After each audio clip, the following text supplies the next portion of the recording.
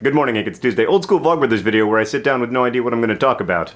About what I'm going to talk. Whatever, sometimes you need to end a sentence with a preposition. Okay, so a while ago I was getting dressed for a cocktail party. I was putting on like proper fancy pants and everything. I was looking at myself in the mirror and I said to Sarah, I feel like I look like a middle-aged man in this outfit. And then Sarah paused for like a quarter second too long before saying, no, you look great. And I realized I look like a middle-aged man because I am a middle-aged man. Like if I die at double my current age, people won't be like, oh, it's a tragedy. They'll be like, yeah, he had a good run. Could have been better, wasn't terrible. My theory about middle age is that if you triple your current age, and that's like a reasonable age for a human being to be, then you're not yet middle-aged. I mean, Hank, you're 33, you triple that, you're 99. That's right on the edge. I'm 36, you triple that, that's 108. Living to 108 doesn't even seem like a good outcome to me. Anyway, there are tons of obviously negative things about being middle-aged, but there are also some advantages, you know, like the stability of adulthood and the pleasure of parenting. But the biggest thing, Hank, is that no one expects me to know anything about pop culture, which is great because I don't. And this brings us belatedly to Justin Bieber. To be honest with you, Hank, I know this sounds crazy, but I don't think I've ever heard a Justin Bieber song. Actually, I'm gonna listen to like his top 5 songs right now and see if I've ever heard any of them. Hold on. Okay, this one's called Boyfriend. It has like 300 million views.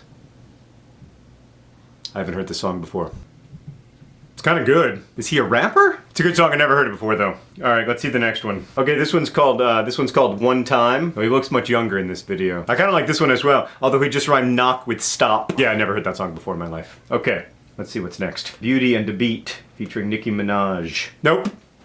I have never heard Beauty and the Beat. I'm only gonna try one more. It's the most viewed one ever. It's called Baby and it features Ludacris. This seems familiar to me. I feel like I have heard this song before. I feel like I've heard it, but I feel like I've heard a cover of it or something. Anyway, that one is definitely familiar. Baby featuring Ludacris is familiar to me. So there you have it. I've heard one Justin Bieber song, I think. And yet, despite my obvious and complete ignorance of Justin Bieber and his work, I can tell you that Justin Bieber was recently arrested for DUI driving a rented Lamborghini, and in fact, I can tell you the color of that Lamborghini, it was yellow. Why do I know this? Hank, non-rhetorical question. Why do I know about it? I have no investment in Justin Bieber. I mean, I don't think he should drink and drive, but I don't think anyone should drink and drive. Why do I know the color of that Lamborghini? Why do I have the image of Britney Spears' shaved head imprinted upon my mind where I might be remembering, I don't know, how to speak Dutch or something? So like, I feel like a relatively small number of people raises someone up to the level of celebrity, and then everyone gets to participate in like relishing their downfall. It seems to me that Justin Bieber is now more likely to be on the cover of tabloid magazines than he was back when he was doing really well, like in the Baby era. Oh!